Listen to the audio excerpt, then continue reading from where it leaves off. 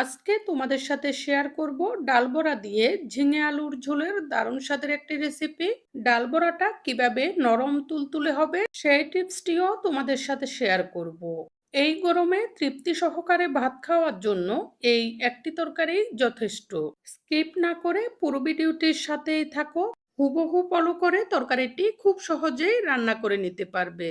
তো ফ্রেন্ডস, আমি তৃপ্তি আর তোমরা দেখছো তৃপ্তির রসোই ঘর। তাহলে চলো দেরি না করে রান্নাটা শুরু করে দিই। প্রথমেই দেখো, আমি এখানে 1 কেজি পরিমাণ ঝিঙে এরকম চামড়াটা ছুলে নিয়েছি।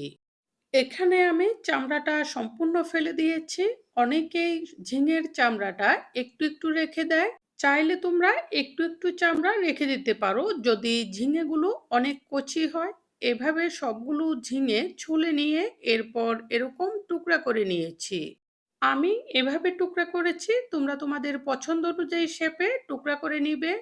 ঝিঙেগুলোকে ছুলে নেওয়ার পরে এগুলোকে ধুয়ে রেখেছি, সেজন্য এখন আর এগুলোকে ধুবো না।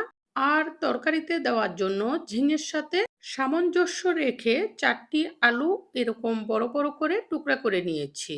আলুগুলোকেও তোমরা তোমাদের পছন্দ অনুযায়ী শেপে কেটে নিতে পারবে। এখানে 1 কাপ থেকে একটু কম মটর ডাল 4 ঘন্টা মতো ভিজিয়ে রেখেছিলাম। দেখো, এগুলো ফুলে অনেকটা বড় হয়ে গেছে। এখন এগুলোকে একটি মিক্সারের বাটিতে ঢেলে নিব। এরপর মিক্সারের বাটিতে অল্প করে জল দিয়ে ডালগুলোকে ভালোভাবে মিক্স করে নিব। তোমরা চাইলে এগুলোকে পাটায় বেটে নিতে পারো।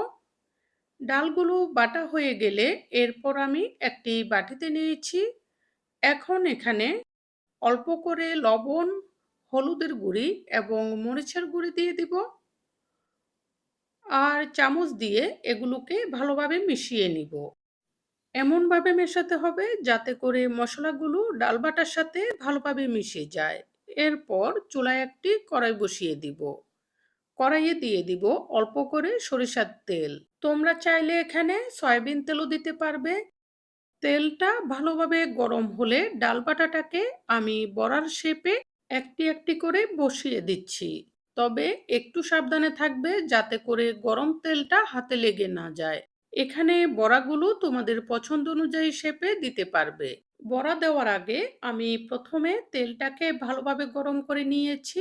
এরপর চুলার আগুনটি ডিম করে বড়াগুলোকে দিয়েছি। এরপর ডিমের থেকে আগুনটা একটু বাড়িয়ে দিয়েছি। বড়ার 1 ফিট লাল হয়ে গেলে এরপর আমি এগুলোকে উল্টে উল্টে একটি একটি করে হালকা চেপে দিচ্ছি যাতে করে নিচের অংশটা সমান হয়।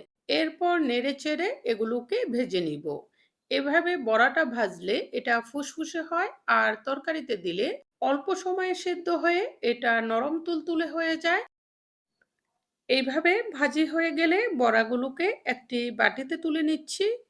এরপর কড়াইয়ে যে তেলটুকু থাকবে এখানে আবার বেশ কিছুটা সরিষার তেল দিয়ে দিব। আর তেলটা গরম হলে তরকারিটাতে ফোড়ন দিব। ফোড়নে বেশি কিছু দিব না, অল্প করে সাদা জিরা দিব। আর এটাকে নেড়ে একটু ভেজে নিব। ভেজে নেওয়ার পর যখন এগুলো লাল মতো হয়ে যাবে এ পর্যায়ে আলুগুলো দিয়ে দিব। আলু দিয়ে সামান্য করে লবণ এবং হলুদের গুঁড়ি দিয়ে দিচ্ছি। এখন এগুলোকে নেড়ে ভালোভাবে মিশিয়ে দিচ্ছি। এরপর এগুলোকে ঢাকনা দিয়ে দিব। ঢাকনা দিয়ে দিয়ে কিছুক্ষণ আলুগুলোকে ভেজে নিব। এতে করে আলুগুলো উপরে লাল লাল মতো হয়ে ভাজি হয়ে যাবে আর ভেতরে কিছুটা সেদ্ধ হয়ে যাবে। এভাবে ভাজলে আলুগুলো ঝিঙের সাথে সেদ্ধ হতে বেশি সময় লাগবে না। আর মাঝখানে ঢাকনাটি তুলে 2-3 বার করে এগুলোকে নেড়ে দিব যাতে করে আলুগুলো পুড়ে না যায়। এ পর্যায়ে চুলার আগুনটি ডিমের থেকে একটু বেশি রাখবো।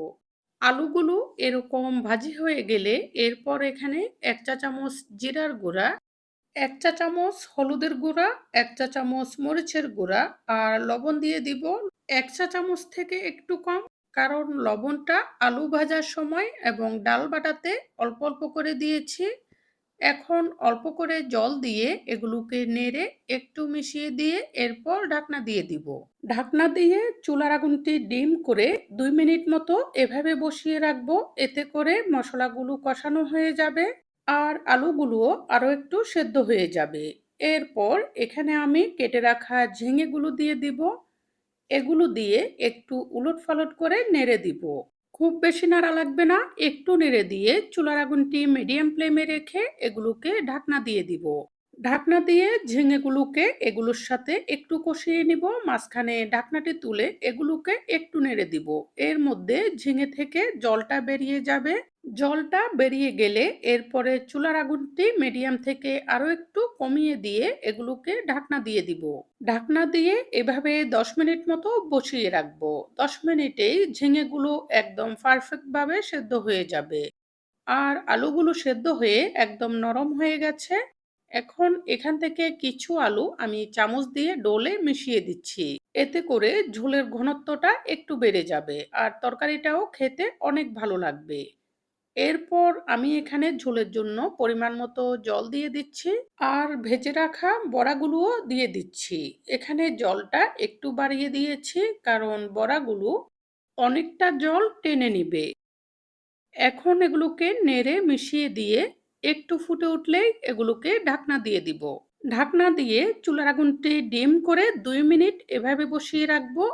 এতে করে বড়াগুলো সেদ্ধ হয়ে একদম নরম তুলতুলে হয়ে যাবে।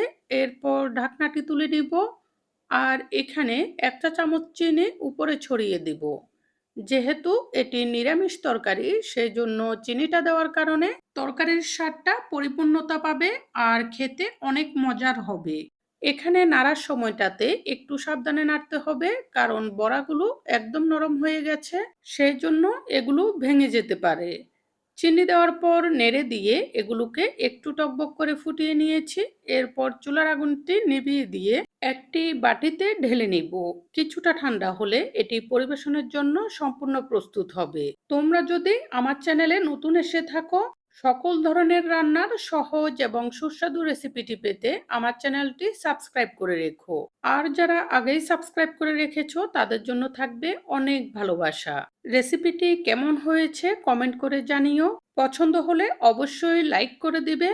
এই বলে আজকের মতো এখানেই বিদায় নিচ্ছি। পরবর্তীতে চলে আসবো নতুন কোনো রেসিপি নিয়ে। সেই পর্যন্ত সবাই ভালো থেকো।